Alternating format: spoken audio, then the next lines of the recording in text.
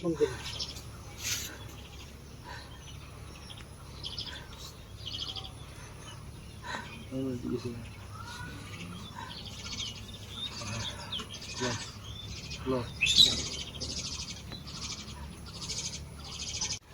মই এইখন গাঁৱৰে কুকিলাডাঙ্গা গাঁৱৰে বাসিন্দা। মই কিছুদিন ধৰি শুনি আছোঁ এই কি কয় আমাৰ এই জনাব ইহঁতৰ আব্দুল হক আকন্দ ইহঁতৰ সৰু ছোৱালীজনী সেই চিমুলটাপুত বিয়া হৈছিল।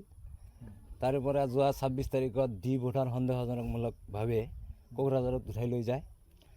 তাৰ পৰা কোকৰাঝাৰৰ পৰা প্ৰায় ৰাতি 7:30 বজাত এই মই গোৱালপাৰা ডিটেকশ্যন কেম্পলৈ লৈ যায়।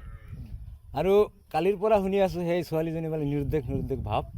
সেইটো হ'ল যে যোৱাকালি গোৱালপাৰা সিহঁতে চাবলৈ গৈছিল। তাত গৈ মানে প্ৰশাসন বা কিবা যি মানুহবিলাক আছে সিহঁতক সোধা পোছাত কৰাত সিহঁতে একো নকয়, সিহঁতৰ লগত কথাই নকয়। এতিয়া আমাৰ মানে সন্দেহ হৈ আছে যে সিহঁতে বাংলাদেশত লৈ গ'ল নেকি।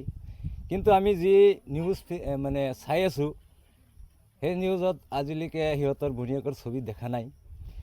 এইটো মানে সিহঁতৰ আমাৰ জানামতে সিহঁতৰ বহুত কাগজ পাতি আছে, 76 ফলিঅ' কপি আছে। ঘৰত 8জন মানুহ আছে। 7জনে যদি লিগেল মানে ভাৰতীয় হয় তেন্তে কি কয় সেই এজন ছোৱালী কেনেকৈ বাংলাদেশী হয়, সেইটো একটা মানে সন্দেহজনক কথা। এতিয়া আমি চৰকাৰৰ ওচৰত এটাই অনুৰোধ জনাওঁ, যদি ডিটেকশ্যন কেম্পত আছে সিহঁতৰ প্ৰশাসনৰ তৰফৰ পৰা অলপ হেল্প কৰিব লাগে। তাত আছে নে নাই বা মৰিলে নেকি, এইটো এটা কান্দনৰ চাহ পৰি আছে সিহঁতৰ ফেমিলিত। এইটো আমিও মানে দুখ পাইছোঁ।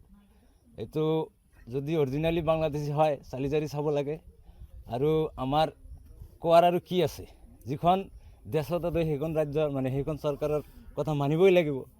কিন্তু এই এনেকৈ ঘৰৰ পৰা উঠাই লৈ মানে নিৰুদ্দেশ হৈ থাকে সেইটো প্ৰশাসনৰ পৰাই, এইটো বৰ দুখ লগা কথা। ইয়াতকৈ যদি ডাইৰেক্ট কিবা কিবি কৰি দিলে হেঁতেন তেহঁতৰ মানে আত্মাত শান্তি আহিলেহেঁতেন। এতিয়া উঠাই লৈ গ'ল সিহঁতৰ চকুৰ চামনৰ পৰা, তাৰপিছত তাত গৈ একো খোজ খবৰ নাই। আকৌ শুনা পাইছোঁ তাত বৰ্ডাৰত বোলে কিমান মানুহ থৈ আহিছে, নিউজত দেখা পাওঁ।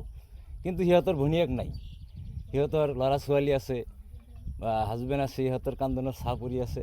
এইটো এতিয়া দুটা গ্ৰামৰ যে দুটা ফেমিলি আছে, বহুত কান্দনৰ চাহ পৰি আছে। কি বিচাৰে এইটোৱে আমি বিচাৰোঁ যে যদি 76 ভোটাৰ লিষ্টত ইয়াত ভেলু আছে বা অৰিজিনেল কাগজ পাতি যদি আছে সিহঁতক ঘূৰাই দিব লাগে। আৰু যদি 76 কাগজ বা NRCত নাম থকা সত্ত্বেও বাংলাদেশী কোনোবাই হয় সেইটো চৰকাৰে বিবেচনা কৰিব বা আমি সূক্ষ্ম পদক্ষেপটো চাওঁ। যিটো ভাল বিচাৰ হয় তেনেকৈ আমি চৰকাৰৰ অনুৰোধ জনাইছোঁ। কি নাম কি আছিল আচলতে? এইটো নাম আছিল ফিৰোজা বিবি আৰু ইয়াৰ বিয়া হৈছিল চিমুলতাপুত। এতিয়া তাৰমানে ফিৰোজা বিবি ক'ত আছে আপোনালোকে নাজানো। আমি কুকিলাডাঙ্গাৰ মানুহবিলাক এইবাৰ অলপ মানে টেনশ্যনত আছোঁ, বহুতেই চিন্তাত আছে। সিহঁতক কি কৈ বুজাম, এনেকৈ এটা পৰিস্থিতিত আছোঁ। যদি ডিটেকশ্যন কেম্পত আছে আৰক্ষীয়ে জনাব লাগে যে আছে, বা অলপ 2 মিনিটৰ কাৰণে হ'লেও অলপ শান্তি দিব লাগে। তোৰ ভাই আছে, তোৰ দেউতাক আছে, দেউতাকতো এতিয়া অৱস্থাইতো বেয়া, তাত যে চোৱা চিতা কৰিব যাব সেইটোও একো উপযুক্ত নাই। তো অলপ খবৰ পালেহে ভাল লাগে যে ডিটেকশ্যন কেম্পত আছে। ইয়াৰ আগতো মানে কেম্পৰ কথা লৈ 2 বছৰমান কাৰাদণ্ডত আছিল। তাৰপিছত সিহঁতক জামিনো দিলে আমাৰ জানামতে। তাৰপিছত আকৌ 26 তাৰিখত উঠাই লৈ এতিয়া হয় আমি ন্যায় বিচাৰিছোঁ। আমি যিটো হয় ন্যায় লাগে। আৰু যদি অৰিজিনেলটো দুখী কিন্তু ক'ত আছে সেইটোতো জানিব লাগে, নহ'লেতো মানুহ ইয়াতকৈ মানে মৰা আৰু জীয়াই থকা কি পাৰ্থক্য আছে, হয়নে নাই? তো সেইটো আমি বিচাৰিছোঁ আৰু মাননীয় মুখ্যমন্ত্ৰীৰ ওচৰত সেইটো আমি পৰজোৰে অনুৰোধ কৰিছোঁ, যদি আপোনাৰ ৰায়টো লিগেল আছে তেন্তে ক'ত আছে সেইটো অলপ আমি প্ৰশাসনৰ পৰা হেল্প খুজিছোঁ। যিকোনো খবৰৰ বাবে যোগাযোগ কৰক 7099017330 লগতে 7099017110 নম্বৰত।